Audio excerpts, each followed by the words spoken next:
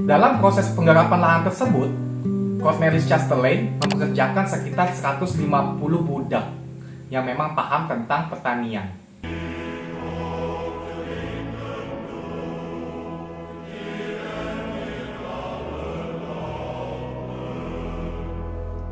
Baik lagi bersama gue nih, bosan kerja.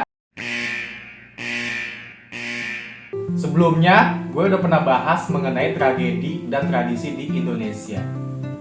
Tapi kayaknya belum ada bahasan tentang sejarah ya. Kalaupun ada, tentang sejarah Gang Doli. Di video kali ini, gue mau ngebahas tentang sejarah kota Depok. Kota gue lahir dan tumbuh kembang sampai sekarang. Kalau ada yang mikir, apa menariknya ngebahas Depok? Betawi bukan, Sunda juga bukan. Nah, ini akan kita bahas. Bukan bahas yang ini. Kalau nyebrang Bukan yang ini juga. Nah, ini sejarah kota Depok sampai memiliki presiden sendiri. Depok yang kita tahu saat ini sebelumnya merupakan masih kesatuan Kabupaten Bogor. Hingga pada tahun 1999 berpisah dan berubah menjadi pemerintahan kota Depok. Ya, peranakan 2000-an belum ngerasain, pas masih kabupaten pasti. Ya, nggak ada bedanya sih. Pasti kalian pernah dengar yang namanya Belanda Depok. Sorry kita ganti istilahnya ya, karena berdasarkan literasi warga Depok yang keturunan Belanda enggan disebut Belanda Depok karena terdengar rasis dan bukan Indonesia. Jadi kita sebut aja kaum Depok. Bahkan sampai dibuat lagunya karena istilah ini. Ada kisah Sinyo dan Noni Depok yang terbuang jauh di tanah orang. Kami ini anak Indonesia, jangan kira kami ini siapa. Biar Holland spreken Denmark Melayu tulen. Kebetulan gue punya om yang keturunan Belanda dan emang bahasa Belandanya bagus banget. Kalau gitu langsung aja, yuk kita bahas sejarah berdirinya kota Depok.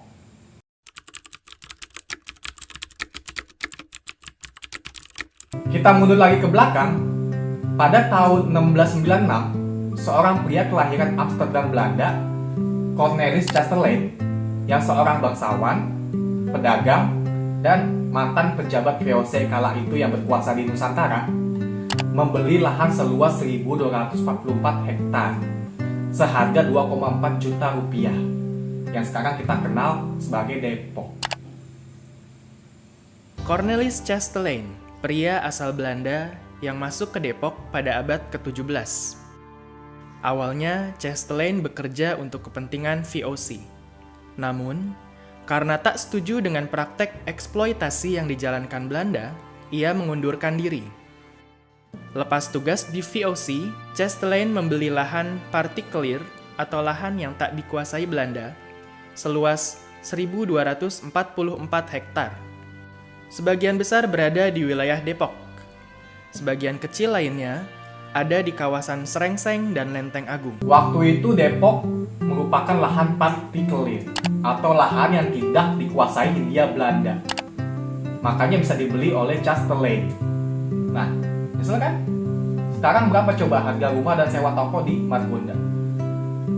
Menurut buku sejarah Depok 1950 sampai 1990-an oleh Tri Wahyuning M. Irsyam, saat itu Depok tempo dulu masih berupa hutan belantara. Cornelis Chastelain ingin menjadikan Depok menjadi areal pertanian seperti kopi, padi, dan sebagainya. Kalau lu pernah ke Cagar Alam Pancoran Mas, itu kan hutan lebat ya? Mungkin kurang lebih seperti itu dulu kondisi Depok. Masih berkeliaran harimau Jawanya juga. Sayangnya sudah punah. Nih, kayaknya menarik nih kalau kita bahas harimau Jawa. Gimana? Dalam proses penggarapan lahan tersebut, Cornelis Chastelain mempekerjakan sekitar 150 budak yang memang paham tentang pertanian. Mereka didatangkan dari Jawa, Sunda, Bali, Makassar, Ambon, dan lainnya. Ini nyebut budak nggak enak banget kayaknya ya.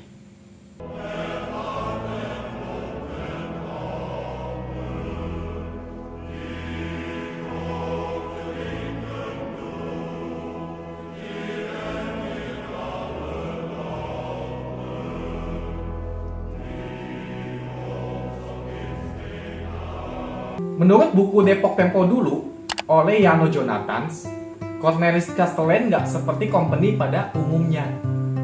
Castellane memiliki semboyan Isgin Leven Zonder Liefde, atau tiada kehidupan tanpa kasih sayang.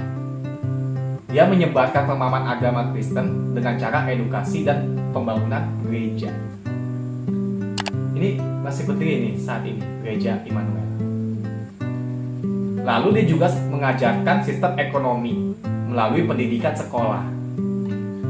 Ini juga nih, sekolah kasih sampai saat ini masih berdiri. Diajarkan langsung oleh bangsawan dan pengusaha sukses. Mantap. Sayangnya, tahun 1714, Cornelis Castellane meninggal dunia di usia 57 tahun.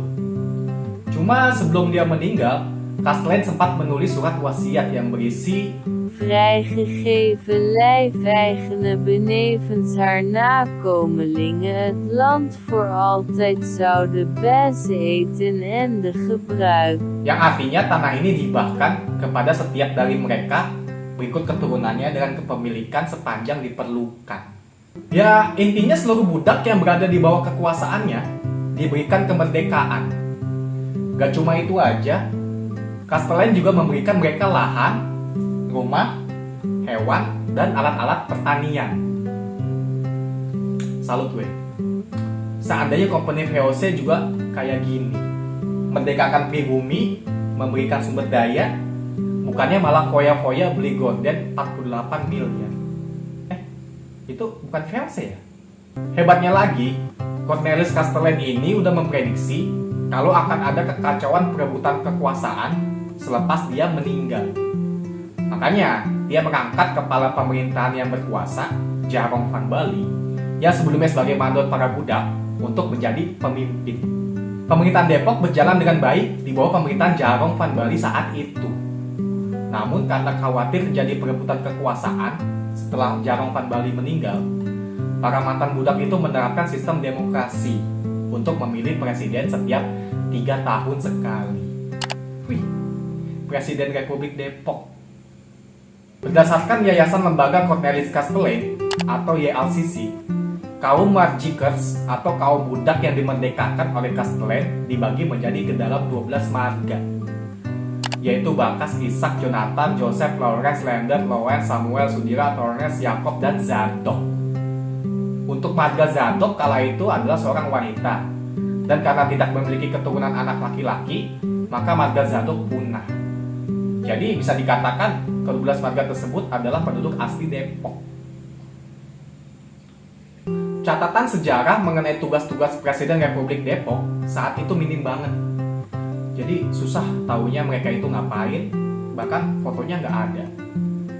Cuma satu hal, menurut literasi kalau jabatan wakil presiden itu nggak ada, tapi diisi sekretaris.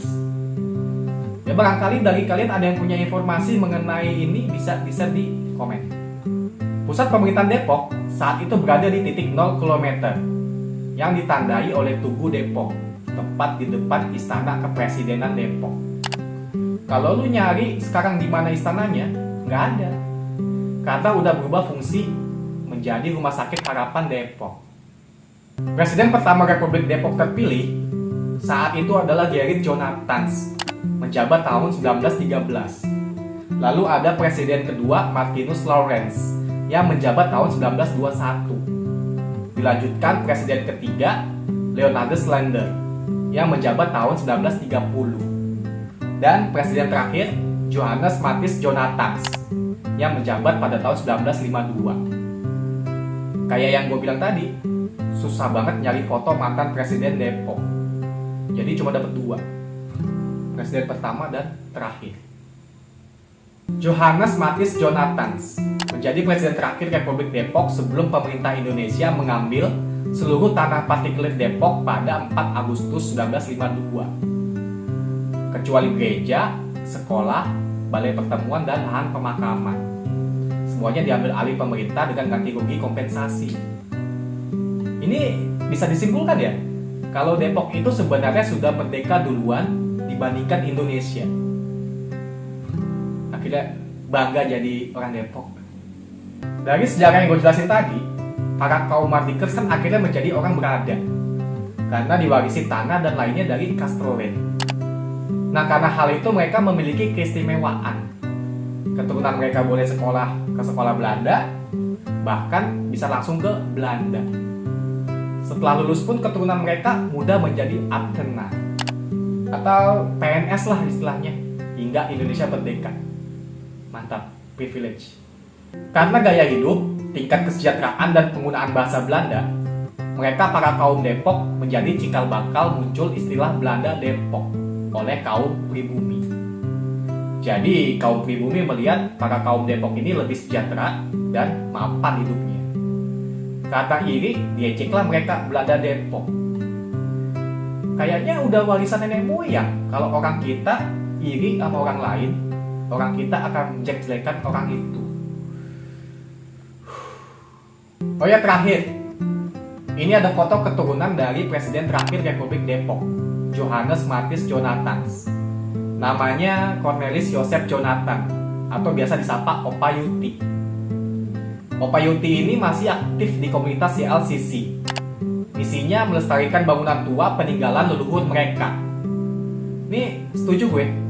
Kalau kalian main ke Depok lama, masih banyak bangunan tua ikonik peninggalan Belanda.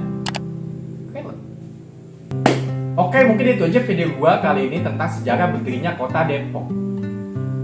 Depok merdeka duluan dari Indonesia. Punya presiden sendiri pula. Bangga gue sebagai warga Depok. Depok yang indah, kota kenangan. Ik hou van jou, sampai mati. Mohon maaf jika gue ada salah, dan juga jika kalian punya pendapat lain, silakan sampaikan pendapatnya di kolom komentar. Kalau lo suka video gue kali ini, silakan like, share, komen, dan subscribe. So, see you next video.